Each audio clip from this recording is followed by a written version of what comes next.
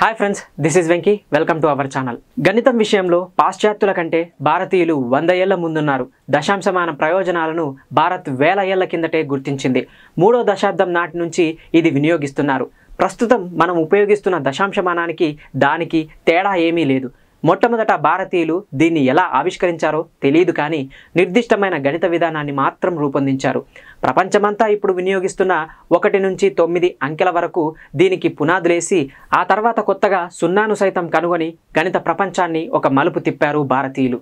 తేదీలను అంకెల్లో చెప్పడం అనేది 9వ శతాబ్దం నుంచి వాడుకలోకి వచ్చినట్లు ఆధారాలున్నాయి. అయితే అంతకుముందు 100 ఏళ్ల కిందటి నుంచే ఈ పద్ధతి వాడుకలో ఉండొచ్చు. మధ్య భారతంలోని గ్వాలియర్ కోటలో ఉన్న ఒక ఆలయంలో తొలిసారి సున్నా గుర్తును నమోదు చేసినట్లు ఆధారాలున్నాయి. భారత్ సున్నాను కనుగొనడానికి ముందు ప్రపంచంలో ఇంకెక్కడా ఎవ్వరూ శూన్య భావనకు రూపం ఇవ్వలేదు. ప్రాచీన ఈజిప్టు, మెసపటోమియా, చైనాలోనూ శూన్య భావన ఉన్నప్పటికీ దానికి ప్రత్యేకంగా గుర్తులేమీ వినియోగించలేదు. సున్నా అవసరం అయిన చోట ఖాళీగా వదిలేసేవారు. భారతీయులు మాత్రమే తొలిసారి శూన్య భావనకు ఒక అంకెను ఆవిష్కరించారు.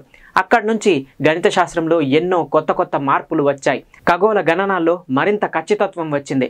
సున్నా ఎక్కడ మొదలైందన్న విషయంలో ఖచ్చితమైన ఆధారాలు లేనప్పటికీ నేలపై రాళ్లతో లెక్కలు వేసినప్పుడు ఈ సున్నా రూపుదాల్చినట్లు భావిస్తారు.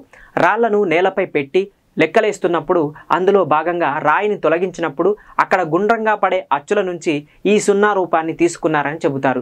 నాస్తి భావనకు హిందూ, బౌద్ధ మత బోధనల్లోనూ స్థానం ఉంది. గణితంలోనూ శూన్యాన్ని అక్కడి నుంచే తీసుకున్నారనడంలో కూడా ఆశ్చర్యపోనవసరం లేదు. భారతీయుల తత్వ వివేచనలో, బోధనల్లోనూ శూన్యత అనే భావన ఉనికిలో ఉంది. వేలతో అంకెల్ని లెక్కించినప్పుడు 1, 2, 3 అని తెరుస్తూ చూపిస్తారు. తర్వాత అన్ని వేళ్ళు మూసినప్పుడు ముద్ర సున్నాలా కనిపిస్తుంది. ఇలా కూడా సున్నా ప్రాచుర్యంలోకి వచ్చినట్లు కొందరు బౌద్ధులు చెబుతారు. భారతదేశానికి చెందిన విఖ్యాత గణిత శాస్త్రవేత్త బ్రహ్మగుప్తుడు 7వ శతాబ్దంలోనే సున్నాకు సంబంధించిన ముఖ్య లక్షణాలను వివరించారు. సున్నా పాత్ర కూడా బ్రహ్మగుప్తుని గణిత ప్రాథమిక సూత్రాలు ఇప్పటికీ ప్రపంచవ్యాప్తంగా పాఠశాలలో బోధిస్తున్నారు. 1 + 0 = 1, 1 - 0 = 1, 1 × 0 0. అయితే బ్రహ్మగుప్తుడు సున్నాతో చేసిన ఈ ప్రయోగాలు భాగాహారం దగ్గరకు వచ్చేసరికి మరో కొత్త ఆవిష్కరణకు మార్గమేసింది. ఆయన 1ని 0తో భాగించినప్పుడు ఆ ఫలితాన్ని 0 నుంచి 9 వరకు ఉన్న అంకెలేవి ఆ ఫలితాన్ని సూచించడానికి ఉపయోగపడలేదు. అప్పుడు అనంతం, ఇన్ఫినిటీ అనే భావనకు బీజం పడింది. కానీ దాన్ని బ్రహ్మగుప్తుడు ఆవిష్కరించలేదు.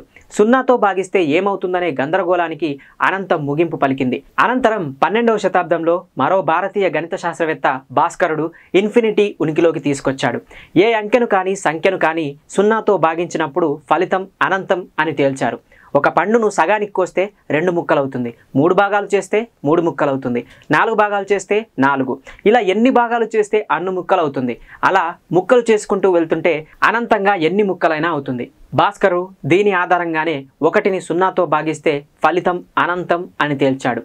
Thanks for watching this video. ఈ వీడియో కనుక నచ్చినట్లయితే లైక్ చేయండి, కమెంట్ చేయండి, షేర్ చేయండి. మరిన్ని ఇంట్రెస్టింగ్ టాపిక్స్ కోసం మా ఛానల్ని సబ్స్క్రైబ్ చేసుకోండి. This is Venky, signing off.